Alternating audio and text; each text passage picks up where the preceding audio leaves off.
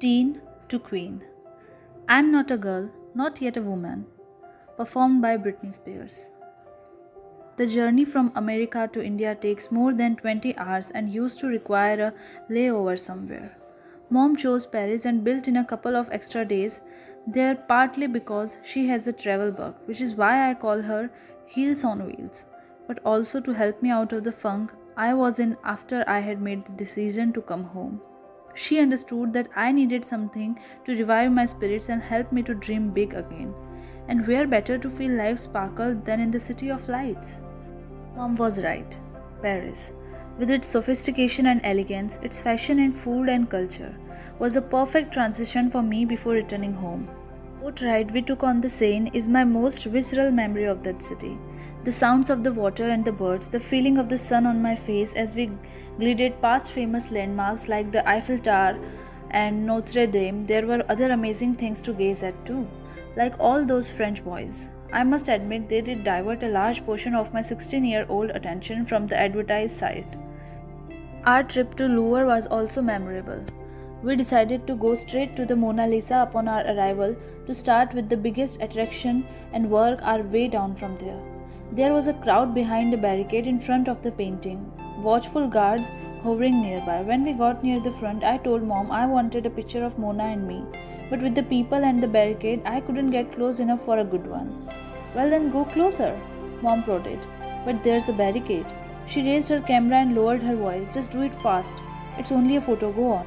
I quickly stepped over the barricade, trying to be surreptitious and nonchalant at the same time, and Mom snapped the photo, flash, which was interdit forbidden nishad and was stepping over the barrier. It will come as no surprise to anyone that Mom, Sid, and I were immediately escorted out of the museum. According to my mom, as the security guard quickly showed us the exit, Sid kept asking, "Why are they being so mean to us?" And now the Starry Night episode makes so much more sense. Hashtag Apple doesn't fall far from tree. We left the warm air of Paris and landed in hot, humid New Delhi. Home. I was finally home. I hadn't realized how much I had missed the sight and sound and smell of my native country until we emerged from the terminal to look for Dad. And there he was, looking from Mom to Sid and back to Mom again, puzzled. "Where's Mimi?" he asked.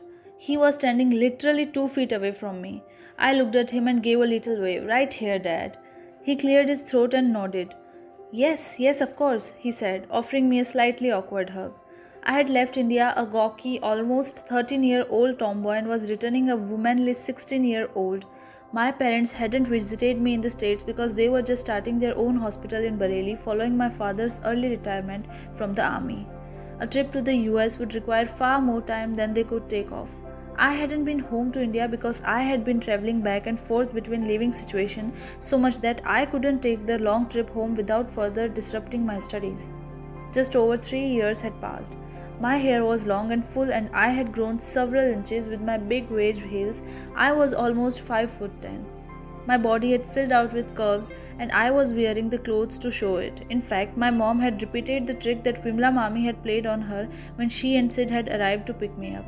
Mami had encouraged me to wear very short shorts and my highest wage heels when we had gone to meet them at the airport in Boston. On the strictness scale, she was about halfway between Kiran Masi and my mom. She didn't necessarily approve of my shortest shorts for general wear, but she thought it would be fun to give mom a little jolt upon her arrival. She didn't let me in on her thinking though. "These short shorts?" I kept asking her. "These shoes?" "Yes, yes, you're looking lovely," Vimla Mami assured me, smiling sweetly. Mom was jolted all right and she decided it would be fun to play the same trick on Dad. So she encouraged me to wear a sleeveless white Tommy Hilfiger dress that was short and tight. Super high platform shoes and big earrings completed the look. This time I understood what was happening and I wasn't surprised when Dad didn't recognize me. My mom had a big laugh, my dad not so much.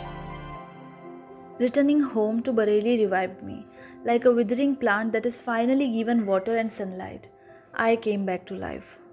My confidence had suffered a terrible blow from the bullying, but as my father had taught me, with each new experience comes a new opportunity to reinvent yourself.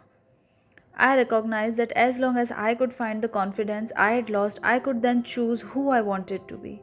The school year had already started at the Army Public School in Bareilly, where I was to be entering 11th grade.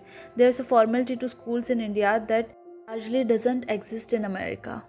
At least, not from what I have seen. Students in most Indian schools wear uniforms, and the relationship between teachers and pupils is much more formal. The whole atmosphere is generally a little quieter. It was into this environment that I chose to wear tight jeans, a long t shirt, hoop earrings, and some serious swag to the meeting that and I had with the principal of the school prior to my starting classes. People noticed. Luckily, Principal Kanpal, who had been posted with my father in their army days, so he forgave the inappropriate dress. The more that kids came out of their classrooms into the courtyard to stare at me that day, the more I loved it. I became an instant mini celebrity. As a result, I walked straighter, taller, bigger. This was how I wanted to feel. This was the new me. There was empowerment in reinvention. I started to leave behind the narrative that the mean girls in Newton had written for me and began writing one for myself. It was more than just the clothes that day that gave me my new status, though. Kids in small towns all over India dreamed of making it to the big city one day, whether that was Mumbai or Bangalore or Kolkata or Jaipur. I hadn't just left my hometown, I had left my country. I had left the continent, and at a time when long distance travel like that was not nearly as common, I had made it to the land depicted in all of those bright, shiny TV shows we loved watching. For all my fellow students knew, the high school I had attended in America was just like West Beverly Hills High School, the fictional school in Beverly Hills. After my years in the States, I not only dressed differently, but I walked differently, I talked differently, I thought differently, and this time I enjoyed being different. When I saw how people were looking at me as if I were a fantastical, brightly colored unicorn, I realized that I wanted to see myself that way too. I wanted to feel interesting and unusual and amazing, to feel that I was deserving of people's gaze. I wanted to leave behind my fear of being different, the quality that seemed to cause trouble for me in America. From now on, if I was going to be an anomaly, I was going to be the shiniest damn anomaly around. I had no idea if I could pull off that sort of attitude or not, but I was sure as hell going to try. I had to wear a uniform at my new school. There was no way around that, but I tried to do it in my own terms. Skirts were supposed to be below the knee, which I thought didn't look cool enough, so I kept my skirt above the knee. If I could just make it through the morning assembly and into my classroom, I was usually safe. As is true in most schools in India, kids stayed in one classroom for all their academics. Since I was always a backbencher, staying as far away from the teacher as possible, there was little chance that I'd get in trouble for my skirt length or the fact that I was wearing makeup very subtly applied, which was not allowed. Unless I got called upon to answer a question, which meant standing up. There were a couple of teachers who had no patience with my rule bending. Are you wearing makeup? One of them would ask slowly, drawing out the words as they scrutinized my face. Maybe I should be thankful to her since her attention to my appearance definitely motivated me to perfect my makeup application techniques. Chemistry teacher seemed to love to bust me on my skirt length. One day when she called me, she was in particularly exasperated mood. She took one look at my skirt, strode to the back of the room and tore out the hem. There, she said, that's the length of for a good skirt. I lost the battle on that particular day, but it didn't matter. I was always going to find a way to get around the fashion rules. I'm sure the pressure of having switched school system in the middle of high school contributed to my pushing the boundaries behavior.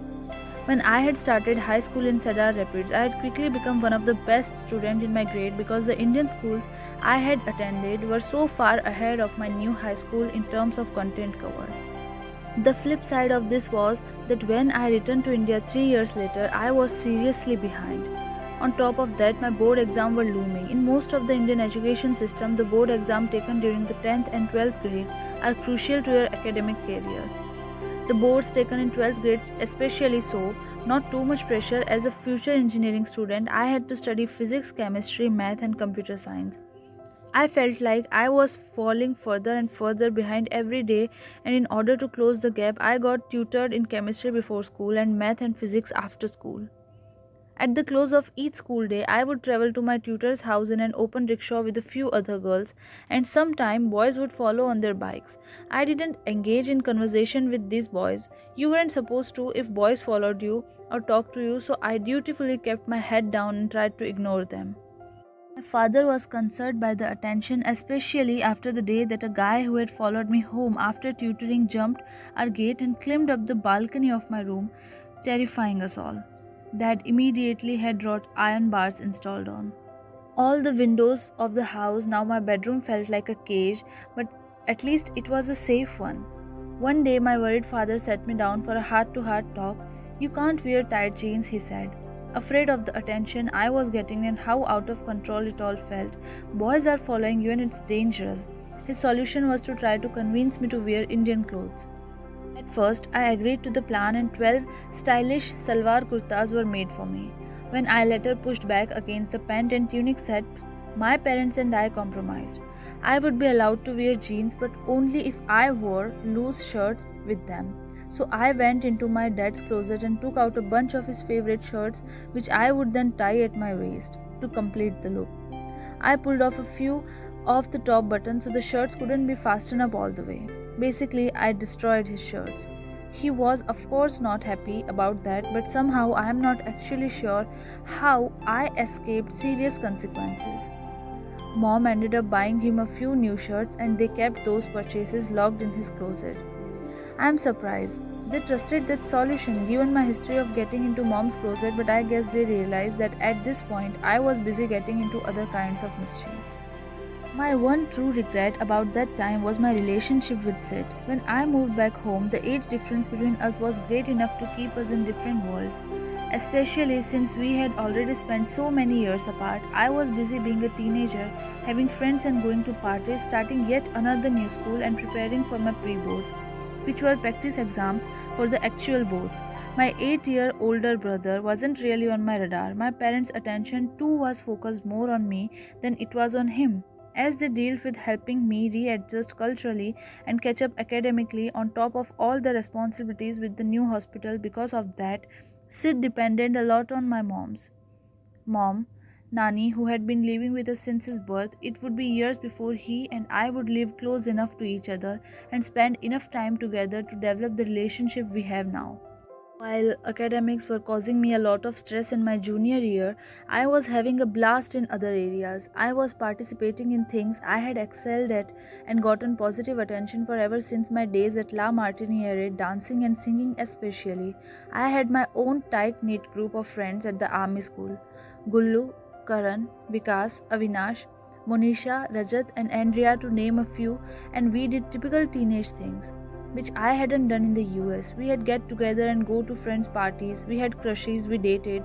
I loved the fact that I didn't have to sneak around like I did in the States. I relished the freedom and the feeling of being treated more like an adult. In middle school, the Bareilly Club is where I used to hang out with my friends after class, talking and ambling around the grounds.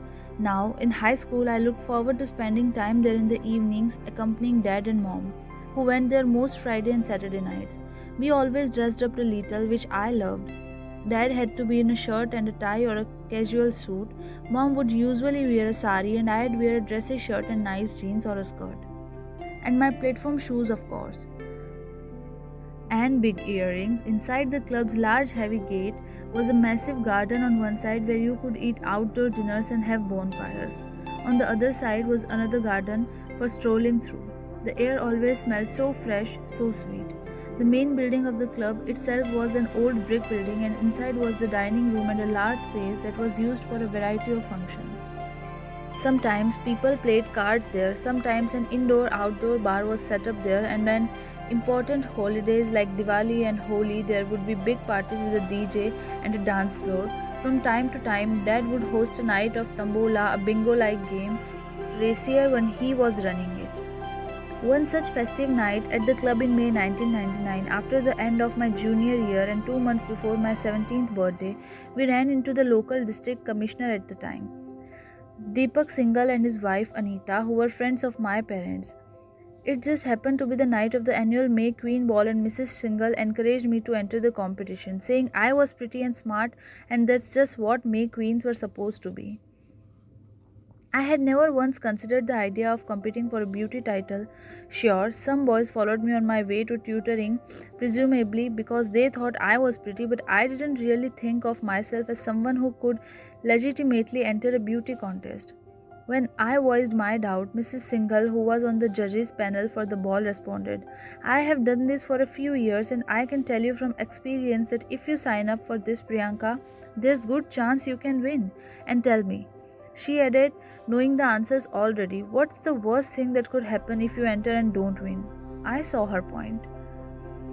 Told my parents about the contest, and since it was a small event taking place at the club that he knew and within the community that he knew, Dad was totally comfortable with it and actually excited about the idea. I think he understood how much joy I got from winning, and perhaps, like Mrs. Singhal, he thought I had a chance at it. I really did love getting trophies and medals in debates and elocutions as well as in dance and singing competitions. I was crowned Make Win later that night. The fake it till you make it brand of confidence I had been projecting was some of how I transformed into the real thing. The win reinforced the belief that my dad had tried to impress me upon me when I was much younger.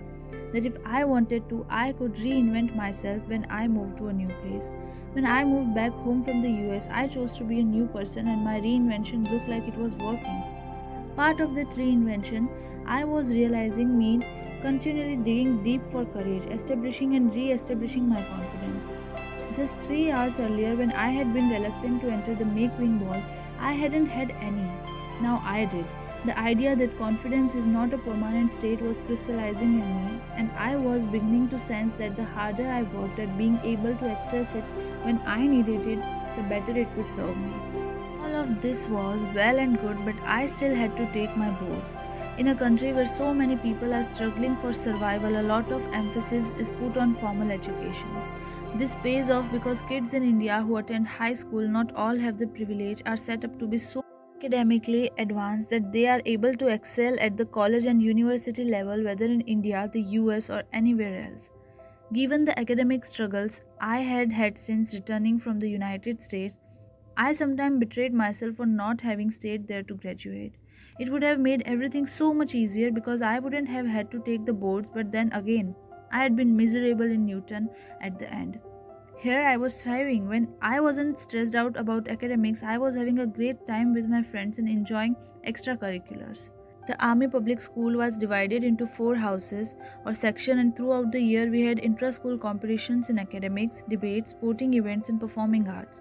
In my senior year, I was chosen by the student in my house, Nilgiri, to be girls' house captain. Every fall, the school celebrated something called Annual Day, a competition between the four houses in the form of full day devoted to races, relays, plays, concerts, and dance performances. At the end of the day, the house that had been awarded the most points would get the winner's cup, and as the girls' house captain for Nilgiri, there was also a boys' house captain for each of the houses. I really wanted that cup. I made sure my team was super well prepared for every aspect of the show. And I also inserted myself into just about every performance we did that day: group dance, solo dance, theatre, choral. Afterward, I was asked for my autograph by a young girl who said, I want to grow up and be like you. And if that wasn't weird enough, I was soon asked to judge a local dance competition in the city. I felt like I was being treated as more important than I actually was, and it was a strange new feeling. There are always going to be two ends of any particular spectrum, though, and at the other end of this one, there were kids who thought I was being opportunistic or that I was just showing off. I suppose I can see why some might think that, but for me and my male co captain, the goal was to win, and that's what our housemates wanted too. I might have lagged in my studies because of falling so far behind during those years in the US, but I could hold my own with anyone when it came to performing. Occasionally, I had the thought that the positive attention I got from all my extracurriculars was a gift from some divine presence who had witnessed the difficulties I had had in Massachusetts, a way of saying, you sure had to put up with a lot of crap. Here's a little something to help make up for all that. But mostly, I didn't overthink it. Who knew that within a few years, performing would become my way of life? And yes, Nilgiri won the cup. As the autumn wore on, I tried to motivate myself academically by concentrating on a new goal: going to Australia to study. of the career paths that were normal for my family to consider: doctor, engineering, business person. With my affinity for numbers and my love of math and physics, well, my love of them until returning to India, engineering appealed to me most. I had always been fascinated by the physics of modern technology: ships, trains, computers, televisions, and planes. Planes, perhaps, especially since the time I had flown alone on a military transport to Leh when I was 9 and my father was transferred there. It was my first time flying, and I don't think I ever quite got over my disbelief that something so huge and so heavy could actually stay in the air. And eventually, I began to refine the idea of engineering into aeronautical engineering. It was an aeronautical engineering program at a college in Melbourne, Australia, that had piqued my interest, and in order to complete the scholarship application for it, I needed to include a passport type photo. There happened to be a small photo studio at Butler Plaza, an outdoor mall near our house, the sort of place where a beauty salon was next to a fast food shop that was next to a music store. Everyone in Bareilly hung out at Butler Plaza in the evenings. The cool kids would be by the music store, newlyweds and couples would be near the restaurants. My parents would go almost every night after dinner to get pan. The photographer at Suri Photo Studio took a batch of photos of me, and after reviewing the proofs, he asked if he could take some models. Of course, I said, offering to go home and get more clothes immediately. When I called mom, super excited about the opportunity, her cooler head prevailed. Like any good parent, she injected a dose of reality into the situation, warning me that it could be a shady situation. We compromised. I could get the additional shots on a later date as long as she accompanied me. And those additional photos were the ones that Sid had mom send out to the Miss India contest not long afterward. Those shots still adorn the Suri Photo Studio walls in Bareilly. Even though Sid was the one pushing for it, I think one of the reasons mom agreed to send my pictures to Miss India was because she could see how anxious I was about my boards and felt that some kind of break in the action and pressure was needed. At this point, I was certain I would fail the boards. I took extra classes and worked really hard. My cousin Kunal, who we call Sunny, even flew down and stayed with us for 2 months to help me with the science and math. But still, I was struggling. I told my parents that I might want to take a gap year so that I could devote more time to catching up academically. In November of 12th grade, about a month and a half after mom and Sid submitted the photos, I was sitting at home eating lunch on a quick break between school and tutoring when I received the call that would change my life. Engrossed in the old Bollywood movie Mera Naam Joker, I picked up the ringing phone, eyes still glued to the television screen. Hi, this is Ella from Femina magazine. I hear that business-like voice on the other end of the line say you have qualified on the short list for the Miss India pageant representing North India, and the preliminary round is the day after tomorrow in Delhi. This is the address. I scribbled down what she said. Be there at 8 am sharp and make sure you bring a swimsuit and heels. She hung up. Clearly, she had about a million of these phone calls to make. I was stunned. Having no idea that mom and Sid had submitted an application, in my ridiculously innocent mind, I thought that the pageant people had somehow heard about my local Make Win Win. Oh my god, mom, I am so popular in Bareilly that even the Miss India pageant knows who I am. Once mom explained the situation, I realized what an opportunity I had been given. The question was, who was going to tell dad that I would be participating in beauty pageant in New Delhi right before my pre-board exams? The pre-boards were in January and the actual boards were in March. I needed to do well at then to get a good job and secure my future because people in my family were respected professionals with conventional sensible careers. They did not parade around in swimsuits and high heels. Ever the brilliant strategist, mom came up with a plan. When he comes home today, just be really nice. She said, no attitude, I will put some music on, we'll have dinner together and then you will go up to your room and I will deal with him. I will talk to him over champagne. Champagne was always involved whenever mom had to convince dad to agree to something. And this night was no exception. Dad's only stipulation was that I not go alone, which meant that mom would go with me to the preliminary competition, but first we needed to pack and get ourselves to New Delhi, India's capital, which was fortunately reachable by train in about 5 hours. Oddly, what I felt first and foremost was not excitement but relief. Relief from the pressure of studying and the pressure of the looming exams. While I was happy, of course, about making the preliminaries, I didn't take my chance for advancement seriously. There was simply no world in which I would make it beyond this preliminary round to the next round of the Miss India pageant. There was no real reason to be nervous, nor did the opportunity spark my inherent sense of competitiveness yet. While beauty pageants are often viewed as superficial in the US, in a lot of other countries they are generally more highly respected. From what I have observed, pageants around the world tend to emphasize not only looks, as some American pageants seem to do, but also personality and eloquence. To be able to be confident and command attention when you speak, to know what you are talking about, and be well versed in the subjects you are addressing. For sure, you have to be a certain height and a certain weight, their standards, but if you impress the judges with intelligence, confidence, and compassion, that's what they will focus on.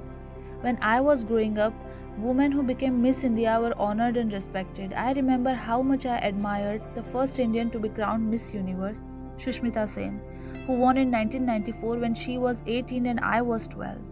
She was a self made girl who ended up winning the Miss India and Miss Universe pageant in no small part because of her incredible ability to form thoughts in commanding English, which wasn't even her first language. The year she won, I made a collage for my room of her newspaper clippings because it was such a big deal that an Indian girl had won the Miss Universe crown. The icing on the cake for my country that year was that Aishwarya Rai, another Indian, was crowned Miss World, a hairbringer of things to come, perhaps. Mom and I reached Delhi the day before the preliminary rounds, and Mom took me to salon to get me zuzooed. It was like makeover montage in romantic comedy. I got my curly hair blown out, my thick eyebrows threaded, and a rare and luxurious manicure pedicure.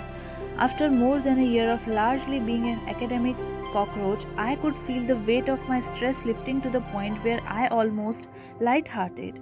On the big day, I woke up at the crack of dawn. My makeup, which at that point consisted only of mascara, lots of eyeliner, lipstick, and a dab of powder, put on an outfit that Mom and I had spent hours of deliberation on, can't remember what it was now, and walked into the lobby of the Ashoka Hotel with Mom at my side. I felt super relaxed and confident about my new look, but that feeling lasted only until the hotel doors flew open and a bevy of impossibly tall, gorgeous girls entered the lobby and floated toward the elevators, leaving me in a cloud of their perfume and my own insecurity. I turned to Mom. Let's go home. Let's go shopping, my mom responded, addressing a fixable problem we had both just become acutely aware of upon seeing those fashionably attired beauties I had been competing against. We made a quick dash to a nearby store, upgraded my outfit to something more appropriately sophisticated and glamorous, and returned to the hotel lobby to wait for my name to be called. When it was, I went upstairs to a hotel suite where the preliminary sessions was taking place. There was a large living room that had been cleared out to hold the panel of judges.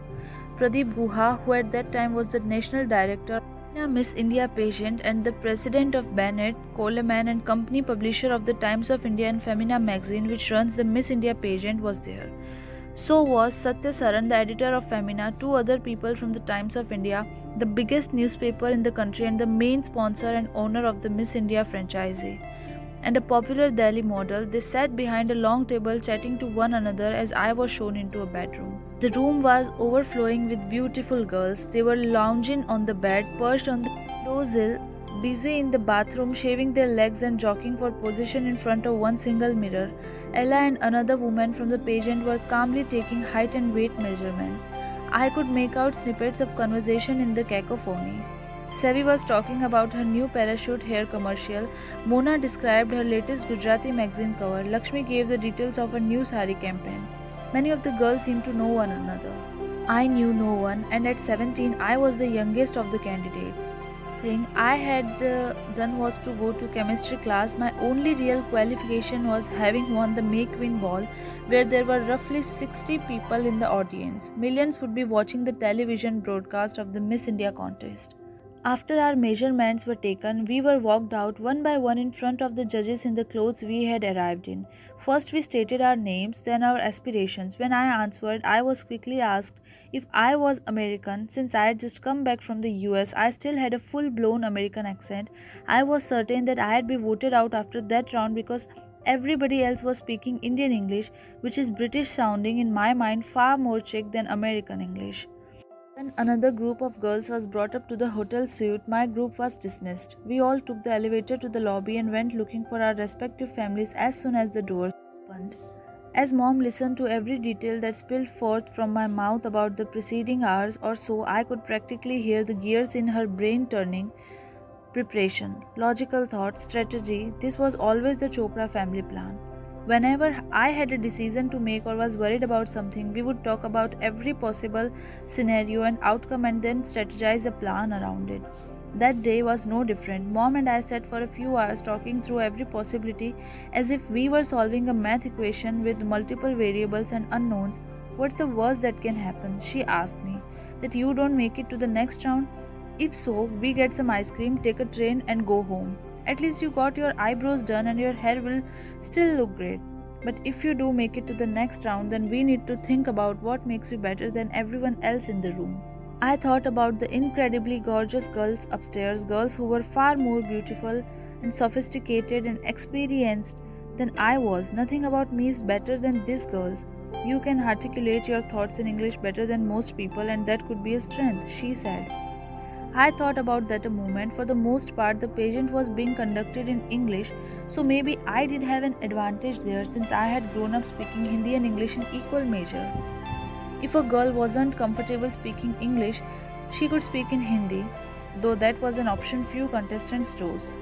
And you probably know more about current events and what's going on in the world. I was suddenly grateful for the rule in our family that every night around the dinner table we had talked not only about my parents' work and SIDS and my school, but as we got older about global events too. It was my parents' way of giving us a broader sense of the world.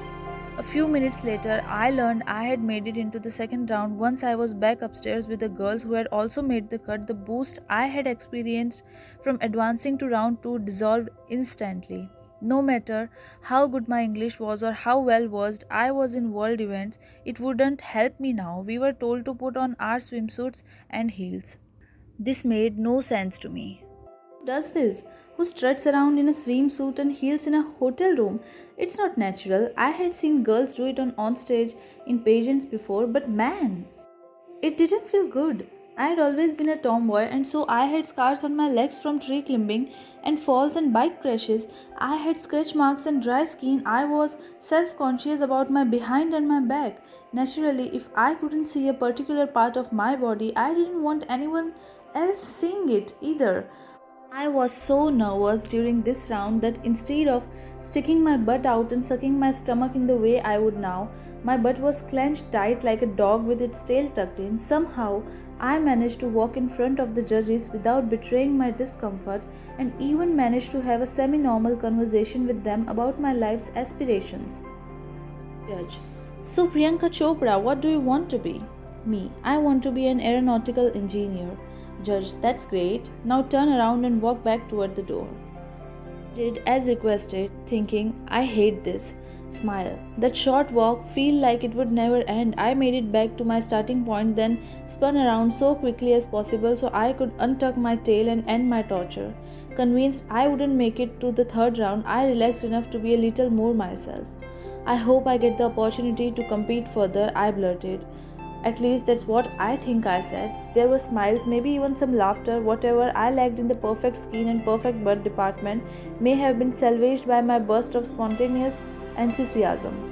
I was back downstairs again with mom. I told her about the swimsuit and the heels and my clenched butt and how much I had hated that round. It hadn't seemed to be an issue for the models among us. Almost everyone else, they were comfortable in their own skins, not just in bathing suits, but in anything they wore. They made gliding across the room in a slightly unreal situation look so natural, but clearly it wasn't natural to me at that point. Mom was confused. What are you talking about? You wear a bathing suit all the time on the beach, in the pool, at the club, she pointed out. You were on your swim team at school. It didn't matter then, so why does it matter now? That made me think she was right, sort of, not completely, but sort of. I decided to let my discomfort go, at least for the time being. I looked around the hotel lobby at the girls sitting with their families and friends and saw Miss Chandigarh, who was from a city in the northern state of Punjab. She was a beautiful, light skinned girl, so that was another thing that was playing in my head. I am dark, I am dusky, and that's not beautiful. When I was growing up, my father's brother used to call me Kali, which means black. Kali is here, he'd say when the whole family got together. With the exception of my father, my brother, and me, most of my family is lighter skinned. It was intended as a joke. When the premium put on light skin in Indian society and in many others around the world, it didn't feel like one to me. At 13, I started making homemade fairness concoctions, mixing talcum powder with various creams to try to change my skin tone. In fact, I continued to use skin lightening products, whether homemade, store bought, until a realization I had some years into the future, but we are getting ahead of ourselves. Finally, someone from the Times of India came down with a list of 10 girls who had made it to the next and final round of the day. I was shocked when Miss Chandigarh's name didn't get called. Let me repeat, Miss Chandigarh's name didn't get called, but my name did. At 9 o'clock that night, the 10 finalists of the day went back upstairs to wait for the last question and answer session. We were all exhausted. In there for 13 hours. At that point, one by one, we were called in. I was one of the last to go before the judges, and when it was all over and I was packing up to leave for good, I asked one of them, with what I now recognize as astounding naivete, if I could have his number, just in case I needed to get in touch. The board exams coming up, and if this is not going to happen, I'd just like to know, I said. I don't think I can wait for the official letter. I had rather you just text me. I know, exceptionally millennial, which by the way I am, by the skin of my teeth. It turns out that I had asked Pradeep Guha himself, the publisher of Femina and the director of the pageant, for his number. He laughed at my audacity. Apparently, he found my confidence so amusing that he wrote his actual name and number down on a card and gave it to me. Text me if you need anything. I met up with mom downstairs and showed her the card. She looked at the name, picked up a copy of Femina and pointed to the masthead. Oops. Back in Bareilly, I returned to my normal life, or tried to anyway. None of my friends and no one at school knew that I had entered the pageant. Life appeared to go on as usual. I continued prepping for my exams. This was November and my pre-boards were in 2 months. My board exam were 2 months after that. But I was on pins and needles, dying to know what was going to happen, how the rest of my life, or at least the next few weeks and months, would unfold. If I didn't make it to the pageant, I'd have to take the boards, and I was terrified, knowing I would fail. So after 4 or 5 unbearable days without any word, I took matters into my own hand and I texted Pradeep Guha. After all, he had given me his number and told me to text him if I needed anything.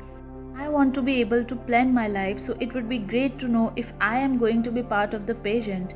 Impatience and impudence clearly went hand in hand in me. After a few interminable hours, he texted back, "Have you not received a letter?" And sure enough, official notification arrived the next day. I had made the cut. I was to travel to Mumbai for a month of pageant preparation and training.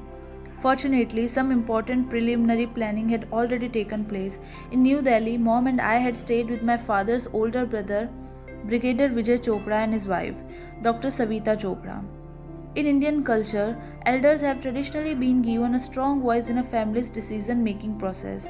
Parents will generally have the final say in decisions regarding their children, not always, as the balance of authority varies from family to family and generation to generation. But the opinions of older siblings and parents matter. Sometimes that's blessing, sometimes it's a curse. My father was one of 6 children, 4 boys and 2 girls, and my dad and his older brother or Bade Papa always had a say in their siblings' lives. While we had been in New Delhi, the family was divided between whether I should go to Mumbai or continue my schooling if I made it to the next round. While at first, Bade Papa didn't want me going. After considering the reasoning of his wife, Badi Mama, he came to see the pageant as an opportunity for me. It was agreed that if I made it to the next round, I could go to Mumbai, but not alone, no matter what. Either mom or dad needed to be with me there. Since both of my parents had medical practices at the hospital that they jointly ran, they knew that whoever didn't accompany me would be covering 2 practices. I was there to help with said, but no matter how you looked at it, there would be a lot of responsibility on the shoulder of the parent who remained home. Eventually, it was decided that it would be mom who would go with me, since we had traveled the pageant journey together so far, and dad who had stayed behind. It would only be for 4 weeks after all. That decision already made once we knew I was moving on in the pageant, mom quickly arranged for us to stay with her cousin Neelam Verma. Neelam Masi and her husband Manoj lived in the suburb of Mumbai in a town called Kandivali. Almost 2 hours from Juhu, an hour and a half train ride to Ville Parle, followed by a 20-minute rickshaw trip, where most of the Miss India training would start each day at 7 in the morning. Neelam Masi's offer to take us in was incredibly generous since she and her husband had two small children, Soumya and Chinmay, and lived in a two-bedroom apartment. Mom and I slept in the children's bedroom, and Manoj Mosa and Neelam Masi took the kids into their bed, where all four of them slept together. Each night, Neelam Masi made dinner for all of us and the next day's lunch for mom and me. The next morning, she rose at 4 and provisions before we headed into Juhu. And before she prepared for her day of tutoring local students and looking after her children. My mother's cousin, God rest her soul, didn't need to do this for me and us. Whenever I have needed something, members of my extended family have always stepped in to provide it. I have seen their love and generosity in action my whole life.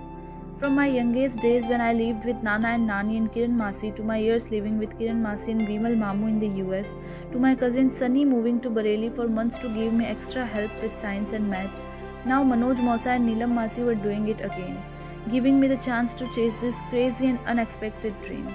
The actual Miss India competition was held on January 15, 2000 at the Pune Club in Pune. Every year there are 3 winners of the pageant and each goes on to represent our country in a different international contest. The first winner is crowned Miss India Universe and goes on to compete in the Miss Universe pageant. The second winner is crowned Miss India World and goes on to compete in the Miss World pageant for many years, including the year 2000. The third winner was crowned Miss India Pacific and went on to compete in the Miss Asia Pacific pageant. The third winner now goes on to compete in the Miss International pageant. Year 2000 was the millennium year and there was an especially good panel of judges. Pradeep Guha, of course, whom we all called PG by that point, media baron Subhash Chandra, legendary actor Wahida Rahman, fashion designer Carolina Herrera Marcus, of Swarovski crystals, cricketer Mohammad Azharuddin, painter Anjoli Ella Menon, and several others. During the competition, there were smaller pre-competition like Miss Perfect 10, Congeniality, Swimsuit and Talent. I didn't win any of them. As the day wore on, I became convinced that compared with the other girls, especially the ones I expected to win, any combination of Lara Datta, Dia Mirza, Valusha D'Souza, and Lakshmi Rana, all gorgeous, compassionate, eloquent contestants, and everything a Miss India should be, I fell far short. Lara in particular stood out. She had already won another pageant and had started a modeling career. Not only was she one of the most beautiful women I had ever seen, but she carried herself with grace and everything she wore was perfect in my eyes.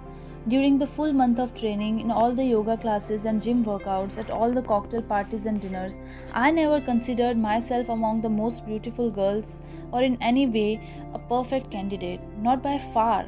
I had known the whole time that the one thing I wore best was my confidence, as long as I wasn't comparing myself with the other girls, which I sometimes struggle not to do. I could speak in front of people, I could strike up conversation with strangers. Whatever I did, I almost always did with conviction, even when I was bad at it. Night, as the competition wore on, I felt my limitations especially intensely. I knew I was a long shot. It's not that I was lacking confidence in myself exactly, I felt I was being realistic. Somehow, I made it into the final round of 5. Mine had been the last name called, which had meant a nerve-wracking several minutes, and now I stood on stage with the other 4 finalists, Lara, Dia, Lakshmi and Gayatri Jayaramanan. Under the gaze of the millions of Indians watching the pageant on live television, I had made peace with the fact that I was not going to be one of the winners. Despite having no modeling or pageant experience, I was still in the top 5 of the Miss India competition. An incredible achievement, I told myself. One I could be proud of. This was what was going through my head when my name was called, announcing that I had been crowned Miss India World. Wait, what? I was in shock, my parents were in shock. None of us had a clue what to do next because we hadn't planned that far ahead. We had assumed there was no need to. Our heads were spinning that night and they continued to spin in the days to come. I was 17. My parents had to quickly start making plans for a career path we knew nothing about and had no experience or connections in. We were a medical family. We had no idea how to tackle entertainment. I smile as I write that now. That evening, Lara Dutta was crowned Miss India Universe and Dia Mirza was crowned Miss India Asia Pacific. All three of us would go on to win our international pageant that year, the only time it has ever happened in India's history. So, yes, Bay, you are always right. Who run the world? Girls.